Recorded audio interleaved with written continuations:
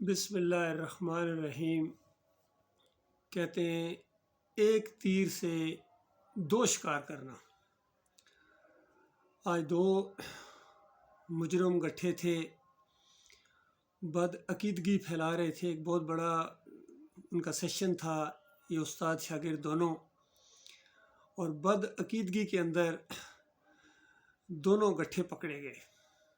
تو پہلے ان کا ذرا یہ کلپ سنیے، آواز سے آپ کو پتہ چل جائے گا۔ ایک یہ علی انجینئر صاحب ہیں اور ایک ان کے استاد زبیر علی زئی۔ تو ان کا بھی یہی عقیدہ ہے کہ نبی صلی اللہ علیہ وآلہ وسلم قبر کے اندر زندہ ہے، صرف ساتھ برزخی کا لفظ استعمال کر کے اسی قبر کی زندگی کو ثابت کرتے ہیں، اور اسی وجہ سے قبر نبی صلی اللہ علیہ وسلم بری طرح پوجی جا رہی ہے۔ پوری دنیا میں گنبد پوجا جا رہا ہے، اور امت مسلمہ کو اس کی سزا مل رہی ہے، کیونکہ حیات النبی فی القبر کا عقیدہ یہ شرک کی جڑ ہے۔ سماع موتا کا عقیدہ، حیات النبی فی القبر کا عقیدہ شرک کی جڑ ہے، اور اسی وجہ سے آپ کو معلوم ہوگا کہ یہ علی انجینئر مرزا اور یہ زبیر علی زئی مولوی، یہ دونوں ڈاکٹر مسعود الدین عثمانی رحمۃ اللہ علیہ کے کیوں خلاف ہے؟ کیونکہ ڈاکٹر صاحب نے پوری تحقیق کے ساتھ اس قبر کی زندگی کو رد کیا ہے، اور اپنے کتابچے کے ٹائٹل پر لکھا ہے کہ نبی صلی اللہ علیہ وآلہ وسلم اور شہداء جنتوں میں زندہ ہیں، ان قبروں میں نہیں، ان قبروں میں نہیں۔ تو یہ جو دونوں مولوی صاحب ہیں، علی انجینئر اور یوسف یہ علی زئی، زبیر زئی علی زئی، اسی طرح توصیف الرحمان راشدی بھی اسی قبر کی طرف اشارہ کرتے ہیں۔ سارے اسی قبر کے قائل ہیں، باقی اعلیٰ حضرت اور ابو العلا کا تو کہنا ہے کیا، وہ سارے اسی کے قائل ہیں۔ سارے دیوبندی اسی قبر کے قائل ہیں، اور اہل حدیث بھی۔ اور ذرا ان کا اپنی کانوں سے سنیں عقیدے کی بات، عقیدے کے اوپر سوال 100 سوال اس نے کیے ہیں، عقیدے کے اوپر بھی اور کچھ فقہی سوالات بھی۔ تو جب یہ قبر نبوی کا معاملہ آیا تو ان کا عقیدہ بالکل کھل کے سامنے آ گیا ہے۔ اس کے بعد بقیہ تبصرہ میں انشاءاللہ اس کے بعد کروں گا، پہلے یہ سنیں آپ جی۔ اور کوشش کریں سوال کو ریپیٹ بھی کر لیا کریں جی۔ اس میں یہ ہے کہ دوسرا سوال یہ ہے کہ الرحمن علی العرش استوا کا جو عقیدہ ہے اللہ تعالیٰ کے عرش پر ہونے کے بارے میں، یہ سلف سے بھی ثابت ہے، اور الحمدللہ قرآن کی کتنی آیات ہیں اس کے جو عبادت الوجود کا عقیدہ آیا ہے۔ تو اب اس کا شرعی حکم کیا ہے جو عبادت الوجود کا عقیدہ رکھتا ہے، اور وہ یہ کہتا ہے میں عبادت الوجود سے مراد صرف یہ لیتا ہوں کہ حقیقی وجود ایک ہے، باقی اس کے پرتوں ہیں، وہ یعنی کہ حلول کا عقیدہ نہیں رکھتا، اس کو ہم کیا کہیں گے؟ گمراہ کہیں گے، بدعتی، کافر نہیں، مشرک نہیں کہہ سکتے۔ نہیں، اگر وہ کہتا ہے حلول کا عقیدہ تو پھر کافر کہیں گے۔ اچھا، اگر وہ اللہ تبارک و تعالیٰ کے عرش کا منکر ہے نا، کہ وہ اللہ عرش پر نہیں ہے، پھر کافر کہیں گے۔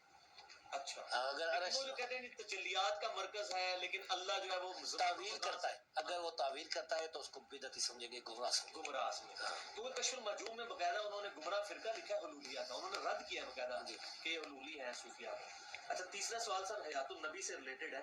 اب بریلوی تو سارے ہی حیاتی ہیں، دیوبند میں بھی دو گروہ ہیں، حیاتی اور مماتی، اور سماع موتا کے بارے میں اتنا غلو کیا مماتیوں نے کہ وہ مطلقاً ہی مردے کے سننے کے انکاری ہیں، بخاری کی حدیثوں کو بھی وہ نعوذ باللہ ضعیف کہتے ہیں۔ وہ ایک ایکسٹریم پہ چلے گئے، بریلوی دوسری ایکسٹریم پہ۔ جو اب سلف ہیں ہمارے، جو اہل السنہ ہیں، اہل الحدیث، ان کا اس بارے میں کیا نظریہ ہے کہ نبی صلی اللہ علیہ وسلم کی حیات جو ہے یہ کس قسم کی حیات ہے قبر کے اندر؟ یہ ہم نے ایک اس بارے میں مضمون یا فتویٰ لکھا تھا، وہ چھپا تھا منام الحدیث میں۔ اچھا، اور یہاں پر یہ جو میری کتاب ہے نا مقالات جلد اول، اس میں صفحہ نمبر 19 پر یہ مسئلہ تفصیلاً موجود ہے، قبر میں نبی صلی اللہ علیہ وسلم کی حیات کا مسئلہ۔ اس میں یہ ہے نا کہ رسول اللہ صلی اللہ علیہ وسلم کے بارے میں اہل حدیث کا یہ عقیدہ ہے کہ رسول اللہ صلی اللہ علیہ وسلم دنیا سے چلے گئے، بے شک خرج من الدنیا۔ اب آپ کی جو زندگی ہے قبر میں، یہ برزخی زندگی، اخروی زندگی ہے، سنیں ذرا، زندگی برزخی کا ہے، دنیاوی زندگی نہیں۔ ٹھیک ہے، ہاں، تو یہ اس کے ہم قائل ہیں کہ رسول اللہ صلی اللہ علیہ وسلم قبر میں زندہ ہیں برزخی طور پر۔ اچھا سر، یہ جو اب بریلوی کہتے ہیں دیوبند میں، پہلی بات یہ سن لیجیے، کہتے ہیں ہم اس کے قائل ہیں، یہ ان کا عقیدہ ہے کہ قبر کے اندر برزخی زندگی ہے، بتاؤ جب قبر کی زندگی تم ثابت کر رہے ہو تو قبر کے اندر برزخ کہاں سے آ گیا؟ نبی علیہ السلام جنت و زندہ ہے، بخاری کی روایتیں ہیں. اب کہاں آپ کی عقل چلی گئی، آپ کا علم کہاں چلا گیا؟ ویسے تو بڑے زور دیتے ہیں، کئی دفعہ رفع یدین کے اوپر بہت زور دیتے ہیں، بخاری کی روایتیں ہیں. حالانکہ بخاری کی روایتیں ہیں رفع یدین کی، سنت ہے نبی علیہ السلام کی، عدم رفع کی بھی موجود ہے، وہ بھی سنت ہے.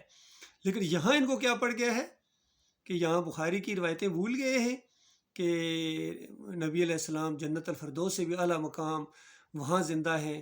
اور جبریل علیہ السلام اور میکائیل علیہ السلام نے جب وہ جنتیں دکھائیں، سارا وہ وہاں ہوا تو کہا کہ آپ کا مقام ہے. تو نبی علیہ السلام نے کہا کہ چھوڑو مجھے وہاں جاؤں. ان کا نہیں، ابھی آپ کی زندگی کا کچھ حصہ باقی ہے، جب آپ وہ پورا کریں گے تو یہاں آ جائیں گے.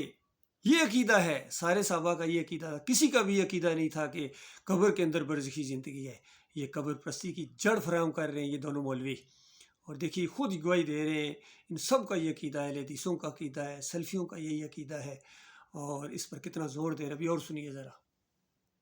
المحند المفند میں لکھ دیا ہے کہ نبی صلی اللہ علیہ وسلم کی وہ زندگی دنیاوی ہے. اب ان کا یہ جو عقیدہ ہے یہ گمراہی ہے یا کیا اس کو کہیں گے ہم؟ اس کو یہ عقیدہ ان کا غلط ہے، غلط ہے. دیکھیں اس لیول کا غلط ہے، گمراہی شرک نہیں کہہ رہا، بدعت ہے. یہ کیا کہیں گے؟ بدعت کہیں گے نا، بدعت کے اندازہ لگائی. دوسرا یہ کہ سلف کے فہم کے خلاف ہے. اب دیکھیں نا، میں بتاتا ہوں آپ کو، یہ حافظ ذہبی نے لکھا ہے کہ وَهُوَ حَيٌّ فِي لَحْدِ حَيَاتٌ مِثْلُهُ فِي الْبَرْزَخِ.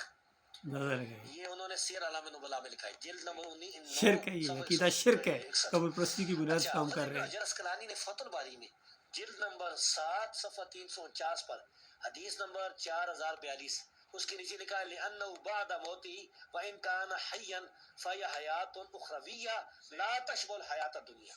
دنیا سے تو مشابہ نہیں. بالکل ٹھیک. کفر و شرک ابن حجر اسقلانی کا جو قرآن و حدیث کے خلاف عقیدہ ہے اس پر سبحان اللہ کہہ رہے ہیں. تو بتاؤ آج جو بریلویوں کے لوگ کفر و شرک کے اوپر سبحان اللہ کہتے ہیں اور تائید کرتے ہیں، ان میں اور ان میں کیا فرق ہے؟ کوئی فرق نہیں. یقین کیجئے ان کے عقیدے بھی خراب ہیں، مشرکانہ. کافی لمبا یہ ویڈیو ہے، آگے بھی میں نے سنا ہے.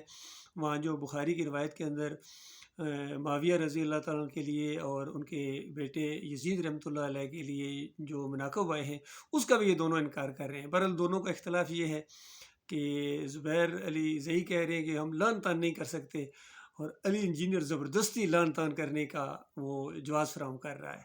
تو یہ بالکل گمراہ ہیں اللہ کے بندوں، ان کے عقیدے خراب ہیں. یہ کفر بالطاغوت نہیں کرتے، یہ امت مسلمہ کے اصل مجرم ہیں. یقین کیجیے ان کے عقیدے کی خرابی آپ کے سامنے آ گئی ہے. اب ایمان کا تقاضا یہ ہے کہ کفر بالطاغوت کیا جائے، کفر بالطاغوت کیا جائے. طاغوت کا کفر کرنا ایمان کا حصہ ہے. ذرا مزید سن لیجیے ان کی. اور یہ ان کا یہاں بیان ختم ہو گیا ہے. آگے دوسرے سوال شروع ہو رہے ہیں. تو یہ آج یہ دونوں گٹھے جرم پکڑے گئے ہیں ایک تیر سے، یعنی ایک ہی ویڈیو سے دو یہ شکار ہوئے ہیں، کیونکہ دونوں کا عقیدہ مشرکانہ ہے، زبیر علی زئی کا بھی اور علی انجینئر کا بھی.